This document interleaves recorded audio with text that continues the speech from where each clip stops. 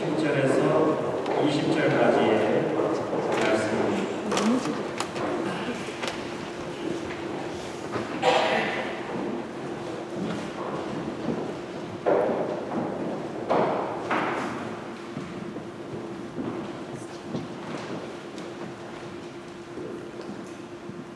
함께 교독으로 공독하시겠습니다. 형제여, 성도들의 마음이 너로 말미암아 평안함을 얻었으니 내가 너의 사랑으로 많은 기쁨과 위로를 받았노라. 내게 마땅한 영할 수 있어 도리어 사랑으로서 간구하노라. 나이가 많은 나 바울은 지금도 예수 그리스도를 위하여 갇힌 자 되어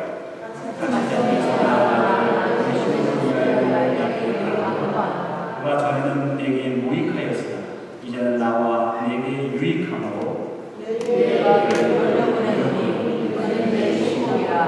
그를 내게 머물러 있게 하여 내 복음을 위하여 갇힌 자 중에서 내 대신 나를 섬기게 하고자 하나 하기를 원하지 아니하노니 이는 너의 사랑이 독지같이 되지 아니하고 자유롭게 하려 아마 그가 잠시 떠나게 된 것은 너로 하여금 그를 영원히 두게 하리니 이유는 좋은 사람으로 사랑하는 문제로 붙잡아 내 교회에 돌아오는 그러므로 네가 나를 동역자로 할진대 그를 영접하기를 내게 하라.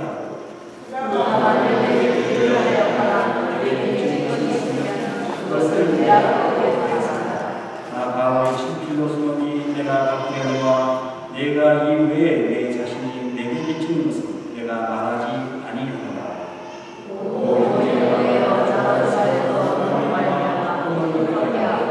내 마음이 그리스도 안에서 평안하게 하라. 기도하시겠습니다. 거룩하신 하나님이여, 주님께서 피로 감추고 사신 교회를 어떻게 섬겨야 할지 빌레몬의 삶을 통하여 가르쳐 주시옵소서. 예수 그리스도의 이름으로 기도하옵나이다. 아멘. 작은 교회이든 큰 교회이든 현대 교회이든 초대 교회이든 교회를 위하여 물심양면으로 애쓰고 수고하는 영적인 지도자들이 있습니다. 교회의 어른이라고 할 수가 있겠죠. 때로 교회 안에서 가타부타 서로 의견 차이가 있어서 다투다가도 어른이 한 말씀 하시면 잠잠해지고 겸손히 그 어른의 고뇌한 신앙의 인격과 덕망에 고개를 숙일 수 있는 그런 분들이 있죠. 교회에 이런 분들이 있으면 그 교회는 안정적으로 지속적으로 건강하게 성장할 수가 있었습니다. 초대 교회 시절에는 이런 교회 어른들이 많았습니다. 꼭 나이가 많아서는 아니겠죠. 골로새 지방에도 그런 어른이 한 분 계셨어요. 사도 바울이 해안 도시인 에베소에서 열심히 전도하고 있는데 마침 골로새에서 에바브라와 빌레몬이라고 하는 사람이 출장을 왔어요. 에베소. 그래서 거기서 이제 바울이 전하는 복음을 듣게 됩니다. 에바브라와 빌레몬은 바울의 복음을 듣고 세례를 받고 예수님을 영접하게 되죠. 그리고 이제 고향 골로새에 돌아와가지고 빌레몬의 집에서 모여서 교회를 시작하게 됩니다. 그것이 바로 골로새 교회. 저는 오늘 본문에 나오는 이 빌레몬의 행적을 통해서 과연 교회에서 어른은 누구인지, 누가 그런 어른이 될 수 있는지 다음과 같이 묵상해 보고자 합니다. 첫 번째로 빌레몬은 교회를 위하여, 성도를 위하여 사랑을 베풀었습니다. 빌레몬이라는 이름의 뜻이 사랑을 간직한 자라는 뜻이에요. 여러분, 이 사랑이라는 게요, 물질만으로는 얻을 수 없어요. 그렇다고 해서 마음만으로도 얻을 수 없어요. 이 사랑은요, 물심양면, 마음과 물질, 이게 한꺼번에 잘 만나야 사랑을 표현할 수가 있게 되죠. 교인 중에 누가 영적으로 시험에 들었다, 그런 얘기는 들으면 가까이 가서 손을 잡고 기도해주고 마음으로 서로를 사랑했어요. 교인들이 모일 장소가 마땅치 않아요. 내가 우리 집을 개방을 할 테니까 우리 집에 와서 예배를 드리자. 자신의 집을 열었어요. 물질로 내가 가지고 있는 것으로 사랑을 표현했어요. 초대 교회에는 이런 분들이 많았습니다. 그래서 예루살렘 교회는 마가의 집에서, 빌립보 교회는 루디아의 집에서, 라오디게아 교회는 눈바의 집에서, 고린도 교회는 가이오의 집에서, 골로새 교회는 빌레몬의 집에서 이렇게 시작이 되었다는 사실입니다. 교회에서, 제가 한국에서 신앙생활할 때만 해도 중고등부 수련회를 한다 그러면은 그냥 트렁크에 그냥 옥수수를 가득 싣고 수련회장으로 오시는 장로님들이 계셨지. 다음 세대를 이끌어갈 교회의 주역들을 위해서 수고하는 선생님들 어깨를 누리면서 내가 많이 못 갖고 와서 미안해, 이걸로 아이들 간식이나 좀 해주라 그러면서 그 장로님들이 또 그러고 나서 교회에 또 저 수련회장에 앉아가지고 또 어드름 피우는 게 아니죠. 가서 우물가에 가서 설거지 다 하고 그런 장로님들이 계셨다고, 그런 권사님들이 계셨어요. 빌레몬이 바로 그런 어른입니다. 교회에 그런 어른이 있으면 교회가 참 기쁨이 있고 위로가 있죠. 한국에 이제 복음이 전파되고 세브란스 병원이 설립이 되고 이 중심으로 해서 의사들 키워내는 의과 전문대학이 세워졌죠. 그 시절에 그 대학을 졸업하고 외과 의사가 된 박서양이라는 분이 있었습니다. 이분 아버지의 이름이 박성춘이에요. 직업이 뭐냐면 백정입니다. 조선시대 백정 그러면은 사람 대접을 못 받았죠. 그래서 어떻게 하면 아들 하나 있는 거 공부를 시켜가지고 어떻게 하면 좀 백정처럼 살지 않게 하려고 생각을 하다가 어느 날 선교사들이 학교를 세워가지고 등록금도 안 받고 학교에서 재워주고 먹여주고 그런 기회가 있다는 소식을 들었어요. 그래서 이 박성춘이 자기 아들 박서양을 그 학교에 보냅니다. 박서양이 그 학교에 가니까 선교사들이 세운 학교니까 그 당시에 에비슨 교장이죠. 예수 그리스도의 복음을 듣고 이제 기독교인이 됩니다. 그런데 그러다가 어느 날 이 박성춘이 장티푸스에 걸렸어요. 아버지가. 요새는 장티푸스 병도 아니지만 그때는 집에다가 새끼줄 치고 무서운 전염병이었지. 이제 다 죽게 생겼습니다. 이때 이 박서양이 에비슨 선교사님을 모시고 집으로 간청을 해가지고 집으로 모셔왔어요. 이 선교사가 가만히 보니까 그분들이 의사시고 잘 치료를 해줬습니다. 그래서 열이 내려가고 그 아버지 박성준이 깨끗이 살아납니다. 그래서 내 생명의 은인이라 내가 어떻게 했으면 좋겠어 그랬더니 예수 믿고 구원받으시고, 그때 선교사님들이 참 순수했습니다. 아무것도 바라지 않고 예수 믿고 구원받으라.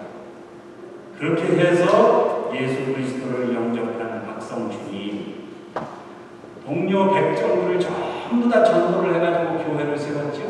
그 교회가 어떤 교회인지 아세요? 그 교회가 바로 종로 인사동에 있었던 승동교회입니다. 승동교회. 그 교회의 초대 장로가 바로 박성춘 장로죠. 사회적으로 천대받는 백성이지만 한국교회의 이정표가 되는 승동교회를 세워가지고 그 교회의 어른이 되셨죠. 1989년에 1898년이죠. 10월에 만민공동회가 열렸는데 그 만민공동회에 연사로 나와가지고 뭐라고 했냐면 그 박성춘 장로가 양반 사적과 산업공상의 모든 식구를 초월하여 모든 청년들을 국가의 기둥으로 삼아야 우리 조선의 기초가 든든해질 수 있습니다. 여러분, 이 백정이 할 수 있는 말입니까? 그 정도의 수준이 아니지. 이 박성춘 장로님이 교회 어른으로서 조국의 독립을 위해서 지도자들을 양성하는 데 큰 일을 하죠. 그때 그 연희전문대학 학생회장이 누구냐면 김원벽 선생이죠. 그 양반이 승동교회 출신이고 박성춘 장로가 그 사람을 키워냅니다. 김원벽이죠. 1919년에 3.1운동이 일어나죠. 그때 2월 28일 바로 전날 서울 시내에 있던 전문대학 학생들이 전부 다 승동교회에 모여가지고 이제 이튿날 탑골공원에서 3.1운동을 전개해야 되는데 독립선언문 배포할 사람을 다 이제 구역별로 정해서 다 그런 조직을 하게 됩니다. 이 최종 점검을 바로 이 승동교회에서 하게 되죠. 이 일을 주도한 분이 바로 백정 박성춘 장로의 영향을 받았습니다. 그가 주일학교 때 BBS 때 여름 성명학교 때 옥수수 먹고 자란 사람이 김원벽 선생이죠. 우리 교회가 물심양면으로 교회를 섬기고 그렇게 국가와 인류를 위해 봉사할 수 있는 큰 인재를 키우려면 이게 하루아침에 되지 않습니다. 교회에 어른들이 있어야 돼요. 그 어른들이 많이 나오시는 우리 교회가 되시기를 주님의 이름으로 축원합니다. 두 번째, 빌레몬은 교회를 위하여 큰 손해를 감수하신 분입니다. 아무런 감정과 이해관계가 없는 불특정 다수에게 너그럽고 자선을 베풀고 사랑을 보여주는 것은 어쩌면 쉬운지 몰라요. 따로 봉사단체 이런 데 가서 밥 해주고 이렇게 하는 건 어쩌면 쉬운 일인지 몰라요. 정말 어려운 일은 뭐냐면 내게 손해를 끼치고 나를 괴롭히고 나를 힘들게 하고 나를 배신하는 사람을 용서하고 그를 받아들이는 게 힘든 일이죠. 빌레몬 집에서 부리던 종이 하나 있었는데 물론 예수 믿기 전인지 아닌지는 모르겠습니다만 이 오네시모라는 종이 하나 있었는데 가산을 훔쳐가지고 도망을 한 모양입니다. 구체적인 내용은 나와 있지는 않지만 이 오네시모가 도망가가지고 로마 교회에 있었던 사도 바울을 교도소에서 만나는 거예요. 감옥에서. 그런데 거기서 사도 바울의 복음을 듣고 그리스도인이 되죠. 그런데 이 오네시모가 빌레몬을 배반하니까 얼마나 이 빌레몬 입장에서 얼마나 고통스러웠겠습니까? 얼마나 힘들었겠어요. 그런데 이 빌레몬은 그런 오네시모를 용서하죠.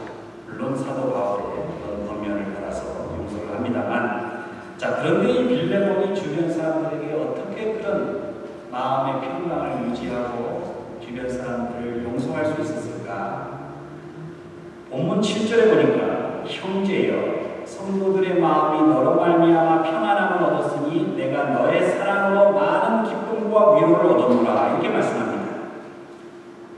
빌레몬 자신의 마음에 평안이 있었다는 거예요. 여러분의 마음에 먼저 먼저 평안함이 없으면 주변 사람들을 용서하고 용납할 수가 없습니다. 생각해보면 이 빌레몬이 아주 예민해져 있는 상태지요. 큰 손해를 입었죠. 종이었던, 믿었던 오네시모가 자기를 배신했죠. 큰 경제적인 타격을 입혔죠. 이놈 오네시모, 너 잡히기만 해봐라. 이럴 때입니다. 이럴 때임에도 불구하고 마음의 평강을 잃지 않았다는 거예요. 이것이 믿음입니다. 우리가 예수를 믿으면서 우리의 삶의 환경이 때로는 아주 복잡하게 얽히고 설킬 때가 있습니다. 그럴 때 내 마음의 평안을 잃지 마시길 바랍니다. 그 어떤 배신이라도 용납하고 이해해버리고 불쌍하게 생각해. 그럴 수도 있겠지. 뭐 사람은 다 사람 사는 동안에 그 정도 실수 안 하는 사람이 어디 있나. 얼마나 딱하면 그렇게 했나. 이런 마음으로 이해해버리는 겁니다. 빌레몬이 바로 이런 마음의 소유자가 아니었나 그렇게 생각을 합니다. 우리 척박한 이민 생활을 살아가시면서 아마 배신 한번 당해보지 않은 분들은 이 자리에 없을 줄로 압니다. 근데 배신이라는 게 이상해요. 잘 나갈 때는 배신당하지 않습니다. 왜냐하면 배신을 이겨낼 힘이 있고 능력이 있어서 그걸 배신이라고 생각하지 않기 때문에. 배신이라는 게 힘들고 어려울 때 당하는 겁니다. 이번이 마지막이야. 이번에 최선을 다해봐야지. 이럴 때 배신을 당합니다. 그래서 더욱 힘들고 서럽고 상처가 되는 거죠. 제가 신학교에 다닐 때 함께 공부하고 전도사님 한 분이 계셨는데 부인이 간호사예요. 널 수 있는 몸에서 밤새 근무를 하고 졸면서 운전을 하다가 교통사고 나가지고 다리를 다쳤어요. 그래서 평생 장애자가 됐는데 일하다가 이제 일도 못하게 되고 이러니까 이렇게 살다가는 안 되겠다 해서 이 전도사님이 돈을 벌어야 되겠다 해가지고 있는 돈을 싹싹 끌어 모아가지고 사무실 건물 몇 동을 청소할 수 있는 그런 권한이 있는 모양이더라고요. 이른바 청소권이라고 하는데 그 청소권을 5,000불 주고 샀어요. 나중에 한 일인데 처음 이민 와가지고 청소권 사가지고 몇천 불 날려보지 않은 사람이 없더라고요. 그런데 이 미국이라는 나라가 청소권 같은 거를 돈 주고 사고 파는 그런 나라입니까? 한국식으로 생각했던 거죠. 그 다음 달에 그 전 건물주가 청소할 사람이 따로 있으니까 그 사람한테 맡기겠다고 그러더라고요. 그래서 나는 이미 청소권을 5,000불이나 주고 샀는데 어떻게 된 거냐고 알아보니까 자기한테 5,000불을 받고 그 청소권을 팔았다는 그 사람이 다시 청소를 하고요. 여러분 혹시 그런 경험 있었어요? 그 전도사님이 저하고 세 얘기를 하면서 그래서 제가 그랬어요. 전도사님 툭 털어버리세요. 그것 때문에 다른 사람 원망하고 또 하나님 원망하고 그러지 말고 제가 도와드릴 테니까 저하고 건물마다 쫓아다니면서 청소해달라고 우리 부탁합시다. 그러면 뭐 청소짜리 없겠어요? 제가 이렇게 위로를 한 적이 있었어요. 여러분에게 큰 손해를 입히고 배신한 사람이 있으면 그냥 용서해버리세요. 그리고 그를 위해 기도하세요. 그에게 재물과 또 내 마음을 재물을 빼앗기셨을 수 있겠지만 내 마음만은 빼앗기지 마세요. 내 마음의 평안과 위로를 잃지 않으시기를 주님의 이름으로 축원합니다. 마지막으로 세 번째, 빌레몬 사회 제도의 모순을 바로잡으려고 했습니다. 빌레몬서는 초대교회가 이 고대 사회에서는요 노예 제도에 대해서 의심을 품고 있었던 사람들이 한 사람도 없었습니다. 노예 제도는 당연한 거라고 다 받아들였어요. 그런데 빌레몬서를 연구하는 학자들 사이에서 이 빌레몬서야말로 노예제도의 폐지를 주장하는 최고의 고대 문서라는 겁니다. 이 빌레몬서의 정신에 의하면 노예조 제도를 밑바닥부터 다 흔들어놓고 있죠. 당시 노예제도의 폐지는 현실성이 전혀 없는 거예요. 바울 역시 노예제도가 폐지되리라고는 생각지도 못했던 사람이에요. 그러나 하나님의 섭리 가운데 노예제도가 폐지되지요. 그 과정에서 가장 큰 역할을 하는 것이 바로 이 빌레몬서입니다. 서두에 제가 승동교회에 대한 말씀을 드렸지만은 한국교회의 역사 속에서 양반과 상민이 계급을 다 떼버리고 한 자리에 모여가지고 예배를 드릴 수 있었던 곳은 교회밖에 없었습니다. 한국 역사상. 반상이 분명한데 구한말에 섞이기 어려운 두 부류가 같은 장소에서 같은 하나님을 섬기며 서로 교제하며 서로 밥을 먹을 수 있었던 곳이 바로 교회. 그 당시에는 뭐 목사님, 집사님, 권사님, 장로님 그렇게 안 불렀어요. 형님, 아우님. 신약을 꼼꼼히 읽다 보면은 더 놀라운 것은 100년 전뿐만 아니라 2000년 전에 노예와 주인이 교회 안에서 한데 어우러져 있었다는 것을 알 수 있죠. 바울은 골로새서 3장 22절에 이렇게 말합니다. 종이 되신 여러분, 모든 일의 주인, 육신의 주인에게 복종하십시오. 사람을 기쁘게 하는 자들처럼 눈가림하지 말고 주님을 두려워하면서 성실한 마음으로 하십시오. 또 이렇게 말합니다. 주인 되신 여러분, 정당하고 공정하게 종들을 대우하십시오. 여러분도 하늘의 주인을 모시고 있다는 사실을 아시기 바랍니다. 바울은 아내와 남편, 자녀와 아비, 종과 상전 어느 한쪽의 의무만 강조한 게 아니라 주 안에서 나와 주님과의 관계를 바탕으로 평등한 그런 관계를 강조하고 있습니다.